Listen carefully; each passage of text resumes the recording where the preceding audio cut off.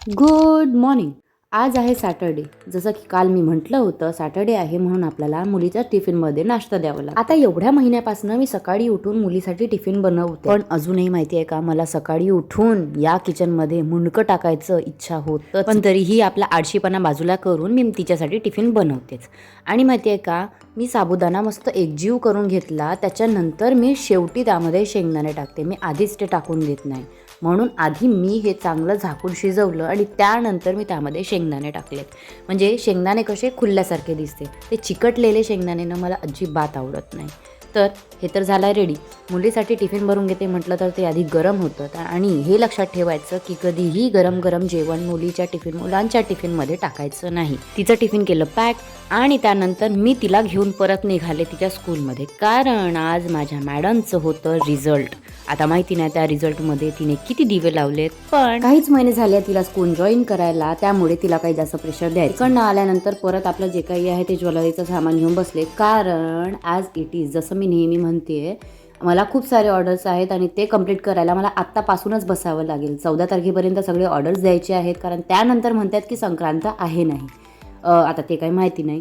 तर आधी म्हटलं की डायरी आपली बघून घ्यावं की कोणाचे काय काय ज्वेलरीचे आयटम्स आहेत, नाहीतर मग घोड झाला की मला मग पुन्हा प्रॉब्लेम होईल. आणि माझी फेवरेट मूवी सुरू होती, ते तुम्हालाही दाखवून देते. ही माझी वन ऑफ दी फेवरेट आहे आणि एवढ्यात ना साऊथच्या मूवी मला सगळ्यात जास्त आवडतात आणि सगळ्यात जास्त हा कपल आता रिअल लाईफमध्ये सोबत आलाय, ते तर खूप मस्तच झालं. आणि दुपारला आठवलं की मम्मीसाठी एक औषध आणायची आहे, तर त्यासाठी मार्केटमध्ये गेले. त्यानंतर स्वतःसाठी सुद्धा काही कुंदन घ्यायचे होते, जे मला नियरबाय शॉपमधूनच घ्यावं लागलं, तर तेही मिळाले जे मला हवे होते.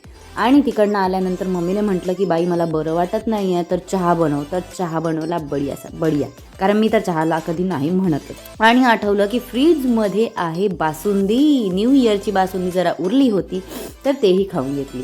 आणि दिवस जाता जाता आम्ही परत आमच्या कामालाच घेऊन बसलो. म्हणजे आज काही आम्ही इथून उठलोच नाही, कारण खूप सारे कामं आहेत. जसं की मी बोलले, माझी मम्मी माझं थोडंफार काम पूर्ण करून देते. थोडंफार म्हणजे 70% काम तर तीच करून देते. तर तेच आम्ही घेऊन बसलो. माझ्या मुलीचे जरा नखरे सुरू होते. त्यानंतर आम्ही घेतलं जेवण, मस्त वरण भात आणि मेथीची भाजी. एकदम सिंपल आणि मस्त पोट भरून जेवण केलं. हिला म्हटलं बाई खा, तर तिचे नेहमीप्रमाणे नखरे सुरू होते. माहिती नाही काय, जरा तिचे नखरे बघता बघता तिला तरीही जेवण मी चारून दिलं. खा बाई म्हटलं आणि मलाही खाऊ दे, पण नाही, तिचं ते थोडं वेगळं सुरू होतं. पण चला जाऊ द्या, आपण तिच्याकडे करूया दुर्लक्ष आणि आजचा ब्लॉग करूया इथेच समाप्त. तर तेव्हापर्यंत गुड नाईट.